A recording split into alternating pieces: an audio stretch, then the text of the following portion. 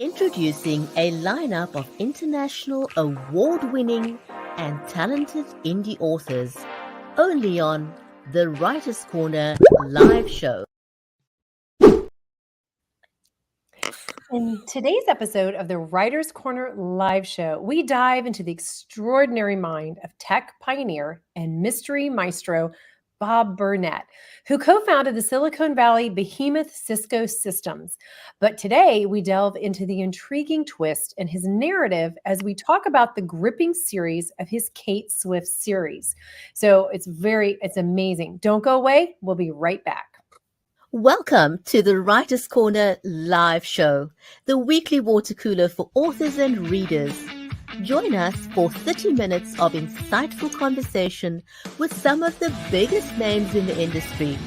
We feature award-winning authors, New York Times and USA Today bestsellers, and even international indie sensations. Tune in and join our family-friendly community only on the Writer's Corner live show.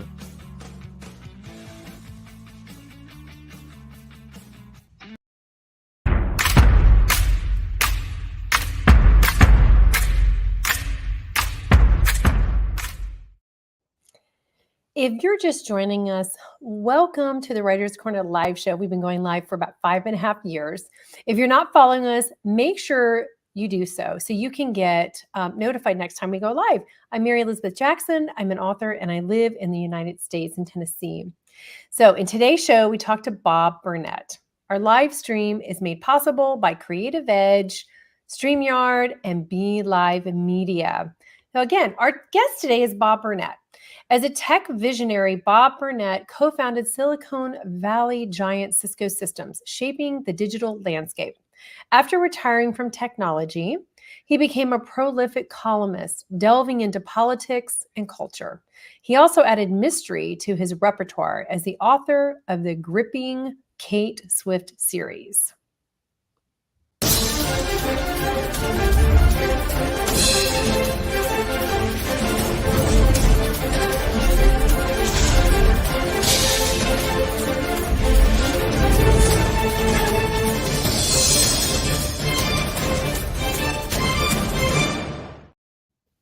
Hi, Bob. Welcome to the show. Well, thank you for having me. It's nice to be here. We're so excited to have you. Okay, we're going to dive right in because we got good questions for you. In transitioning from tech pioneer to mystery author, which that's a book right there, right? What aspects of your experience in Silicon Valley do you find unexpectedly influencing the atmosphere of plots in your Kate Swift series? Well, I mean, first of all, there's three things I'd say. I was very unusual as a technologist in that periodically in my career path I had writing assignments. Before I worked for IBM and then Cisco, I worked for Stanford Research Institute, and I was a troubleshooter there, and it just sort of gravitated to me that one of the things I ended up doing was being the writer of last resort.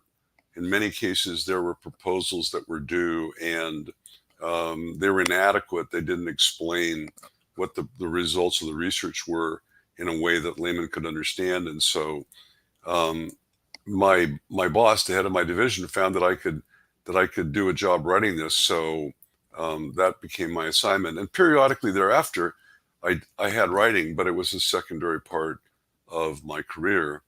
And then when I retired, I worked as a social activist, and then I started running a political column. And after COVID, after the lockdown, I started writing fiction of various kinds, which led to the Kate Swift mysteries. I would say, but in a more specific way, I was a deep technologist. I was actually extremely technical for a part of my life, and I wrote code, I wrote operating systems, and I developed a work routine where I would get up early in the morning and write code, and I would plan it and I would write it, and that discipline has served me very well as a writer. So I typically get up in the morning and I write several hours, and later in the day I edit what I've written. I try to write a thousand words, which is sort of the standard for professional writers, and so I kept that same discipline. And third is that the Kate Swift mystery series now has 3 books that are written and 1 that's in process, and the 3rd book actually is set in Silicon Valley. The 3rd mystery is set in Silicon Valley and feeds directly from my experience with Cisco and the other battles that I fought in the Valley. That's amazing. And that I'm glad you shared with us, like, your writing, what your technique is, or your like typical schedule that you do, because everybody has their best time that they write. And I think early morning before it feels like the world wakes up is such a great time to be able to kind of tune in and really get that good writing time in. So thank you for sharing that with us. And so Cisco Systems revolutionized technology. And how does the creative process of writing mysteries compare to the innovation process in the tech world? And do you find any surprising similarities between the two? Because it sort of sounds like you do. Yeah, that's a very good question. I think it all sort of starts with confidence. I was for a while part of a very elite software development group that wrote an innovative operating system and on a new computer where things broke, and I developed a lot of confidence in my ability to solve difficult problems under pressure, and I think that confidence has extended to my writing. So as a writer, particularly as a mystery writer, where you're thinking about, oh, who actually did this, or what's the hook, or how do I keep this pace going, or whatever, there's challenges.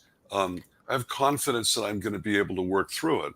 So I approach my writing with that confidence, and so far it's resulted in, as I say, this series of like 3.5 books.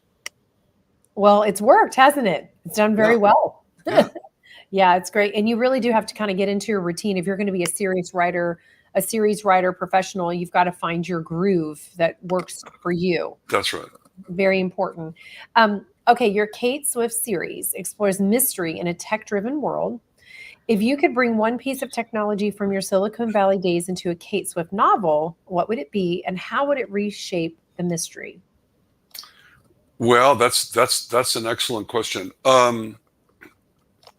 The first novel is so technology doesn't really figure in the first 2 novels. The first novel is set in a therapeutic milieu at the fictional Satori Institute, which is patterned after Esalen Institute here in Central California. The second novel is really based on a mystery that starts with the anti-war movement. Again, part of my experience. The third novel is heavily technical, and it starts with the tragic death of a brilliant entrepreneur who's got a software development company, and that's very technical, and it actually focuses on personalization software. I posit that they've developed a new algorithm for personalization that allows using different kinds of statistical techniques to actually target products for high-end people. And in the middle of it,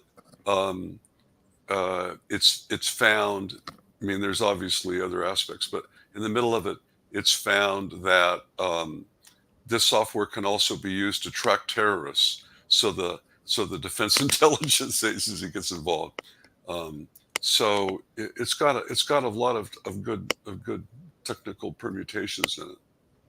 And you obviously can give lots of really good detail, which always makes a book takes a book from being good to great when you can like make people really feel like they're there and actually also sometimes learning things. So it's great that you're able to bring all those skills into your stories. Yeah, thank you. And one of the reasons I did this, I mean, again, imagine that I'm in lockdown and I'm really bored. And I started, you know, in lockdown, I started a group here in Sonoma County called Shelter and Poetry with a Mhm. group of my friends who were writers, and we'd write a poem every week, right? And so we'd meet by Zoom and we'd write a poem. And so I had those juices going, and then I thought, I really like this, and it's much more interesting than actually to me right at this stage of my life than writing political columns. And so I looked around and I thought, I'm so dissatisfied with mysteries. I think the average mystery thriller has really, from my perspective, gotten pretty boring, pretty cliched. And I want to do something innovative. And I thought, oh, I can actually write a mystery that's set at a fictional Esalen, blah blah blah. And so what I've tried to do is to bring my experience into the mysteries to make them more compelling and more original.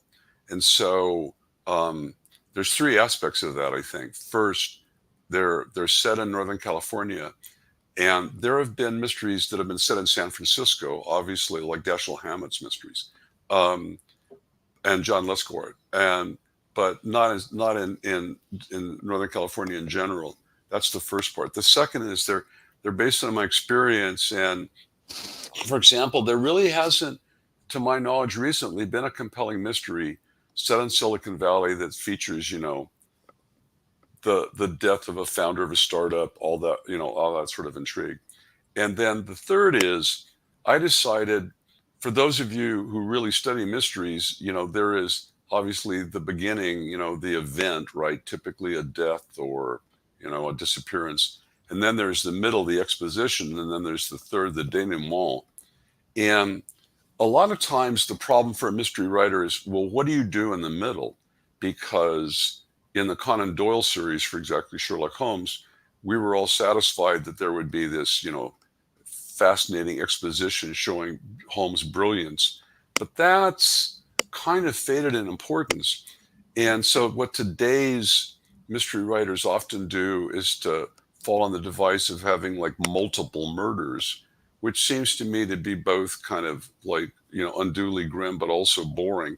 So what I've done in the middle of my mysteries is put a romance element in. Oh, So nice. in the Kate Swift mystery, the first one, Death is Potential, it's set in a psychological workshop, and there is an investigation of a mysterious death, but there's a romance in the middle, and I just think that's more interesting.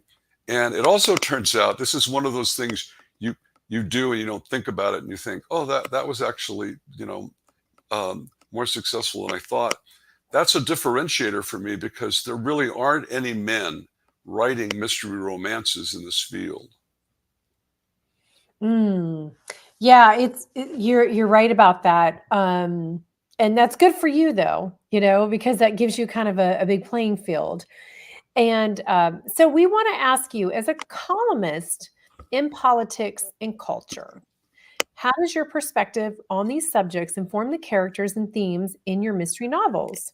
Are there any instances where your political insights unexpectedly found their way into a plot twist? Um, the answer is there's no au courant, kind of political developments that feature in.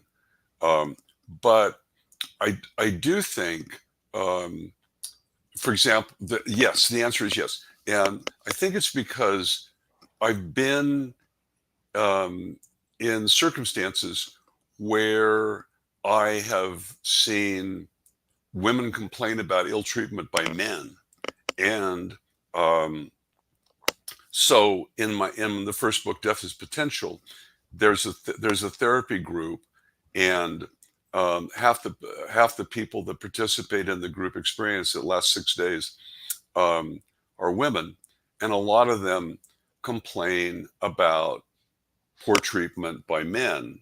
Um, and of course, that's a current cultural theme in the United States, and so that feeds it.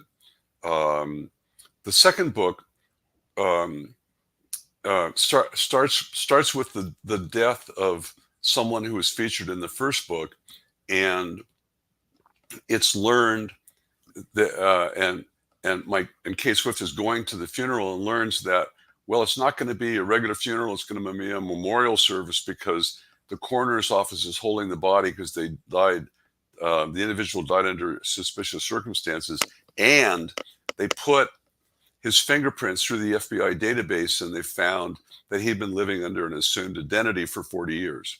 And that's because he'd been a fugitive from the FBI. He'd been involved in a famous anti-war incident, which was the break-in of the FBI office in Media, Pennsylvania in 1971.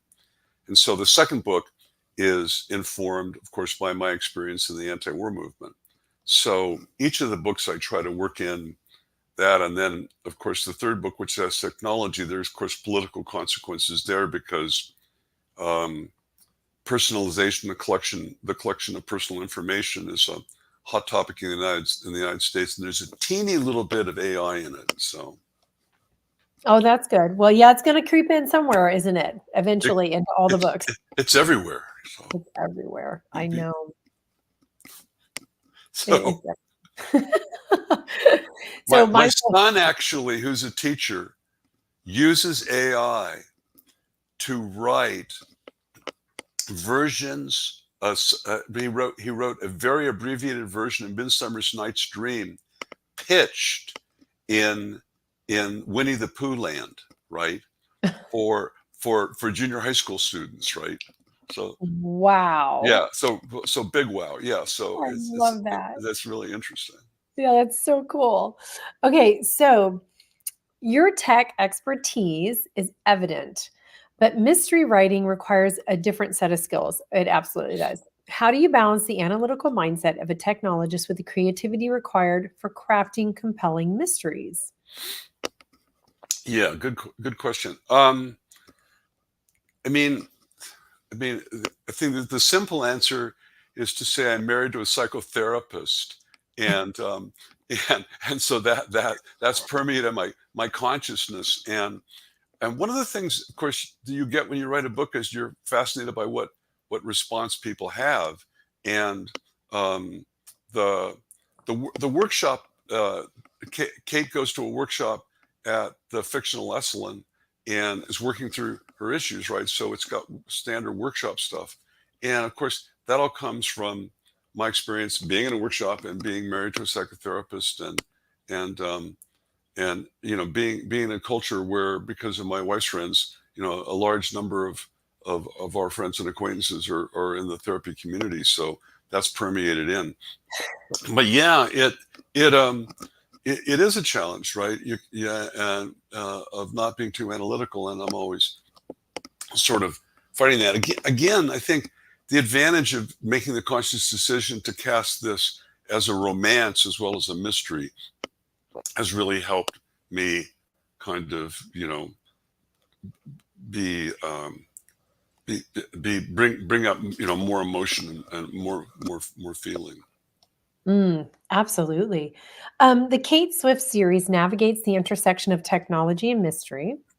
If you had to describe Kate Swift's approach to solving a mystery using a tech metaphor, what would it be and why? Well, one of the real aspects of technology is perseverance, right? Is that it's like things don't just solve themselves instantly. You have to stick. And Kate is very determined, and she's learned that for perseverance that you can solve things, and they're in resolving the initial mystery there. Excuse me. There's an issue of hanging in there and collecting all the information and kind of considering it. So she figures it out, but it's like it's like hanging in there. So that's what I'd say. Got to be innovative and creative, and that's right. Tenacious. Exactly. So, with your vast experience, both in technology and mystery writing, if you could give one piece of advice to your younger self starting out in either field, what would it be?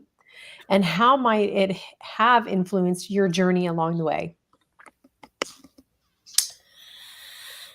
Hmm. Um, I mean, I just, I guess I would say, I would say two things. The first is to, you know, uh, a successful life is a marathon, right? It's not a sprint. And so, prepare for the long haul. The second thing is that um, I I I'm a big believer in challenging yourself to grow and challenging yourself to change, right? Um, I mean, and there are many examples in my life. I mean, a good example was when I left IBM and went to Cisco. I went from a situation where I was a director at IBM and I had several hundred people reporting to me to where, I was in this then tiny little company. I was like the 23rd employee, and I had, I think, 8 people in the engineering department. And my IBM friend said, "Oh, are you sure you want to do this?" Right?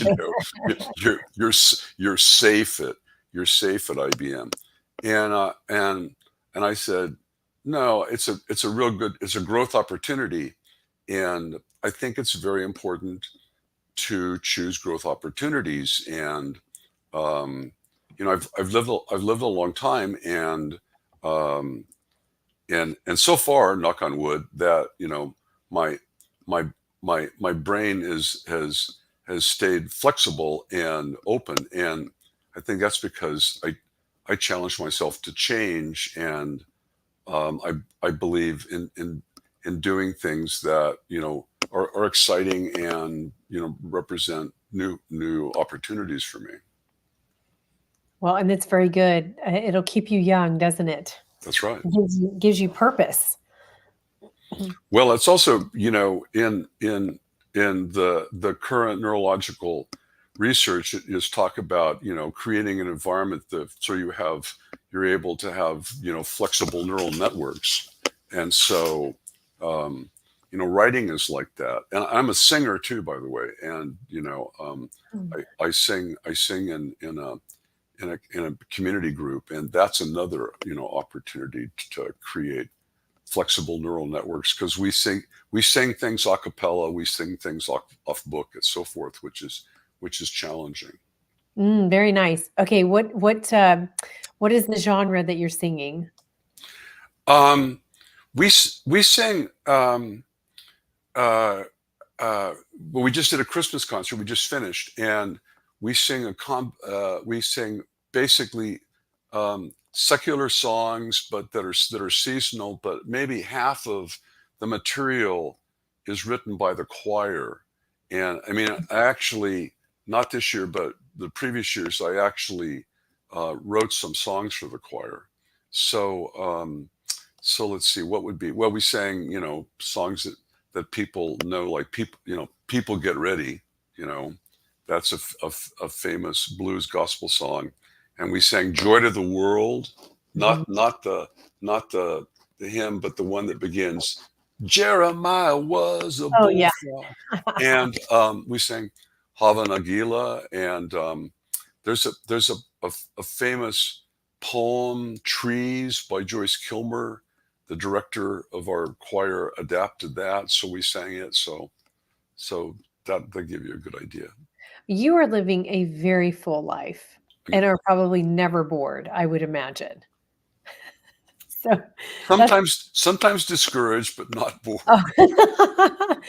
So how many books do you have planned for this series? Do you have an idea, or you just kind of keep going as the characters talking to you and the stories are coming and the ideas are coming? Yeah, good question. Well, I'm working on the fourth book, and I've got a couple of others mapped out. So I would certainly, I would certainly think there would be, you know, about 10. Um, you know, I've studied. Just to digress a second, I just wrote a list that's available if people want to see it on my Facebook page, which is called Kate Swift Mysteries, of the best mysteries of 2023, and all of those are a series. Interestingly enough, so the number one is by Val McDermid, which is the Karen Piran series, which is wonderful. And but what I noticed with some of these series, even though I like them, is they're getting kind of predictable. For example, one of the books on it is called The Last Remains by Ellie Griffiths, which is the Ruth Galloway series set in England and Suffolk. And I love this series because I love the characterization, and also because Ruth is a Bruce Springsteen fan, but not everyone's, but we are. And so,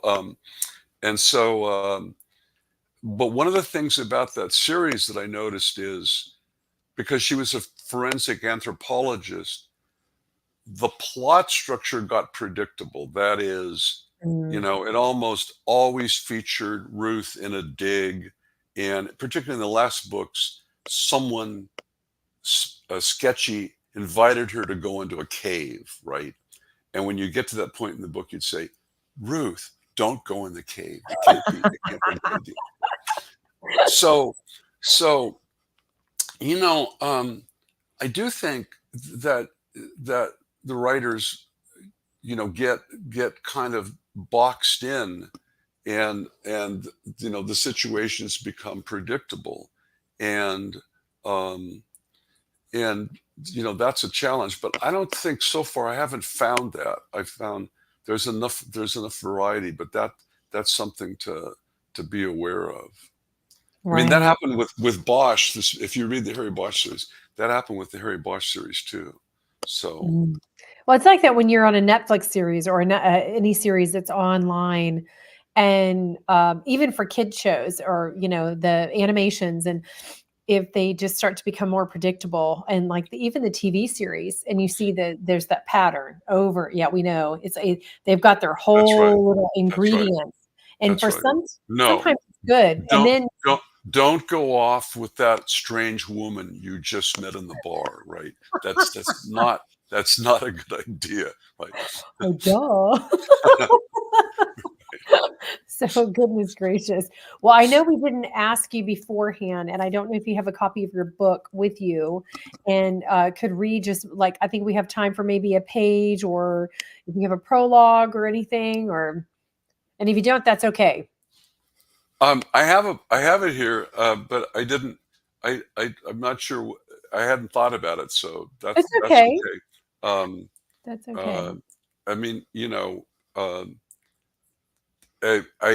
what I would say to people is that this is a book that I've started describing it as a steamy psychological thriller. Okay, that's a good way. Those are good advertising words. And so it's got adult content, and both in two senses. I've had people tell me about this book that because they really got into it and they got in the therapy group, they found that when people in the therapy group talked about their experiences with cancer, it was very disturbing. So that's an example of adult content that I'm now forewarning people of. And the other is because it does involve a relationship between Kate Swift and Tom Scott. There is sexual content. So I also forewarn people of that, you know, I'm sorry if no other man writes mystery romances featuring sex, but I don't think that's a bad thing. I actually think that's a differentiator. So, well, it's interesting from a male point of view, and there is an author that a friend of Bridgetti and I that I want to introduce you to, because he is a writer of a female character in a mystery series thriller. So I want to introduce So I think it'd be great. And we are out of time. It's absolutely been delightful, Bob, to have you. Thank you. We would love to have you back on. We could talk to you for hours because there's so much to talk about. You're just such a wealth of knowledge of life and and also part of our history of technology. So we will have you back on again. And we want to say thank you for joining us, everyone out there. We look forward to seeing you next time on another episode of the Writer's Corner Live Show. Have a blessed day. Thank you for joining us on the Writer's Corner Live Show. 30 minutes of insightful author conversations with some of the biggest names in the industry, including award-winning authors and international indie sensations. Join us on the next episode of the Writer's Corner Live Show.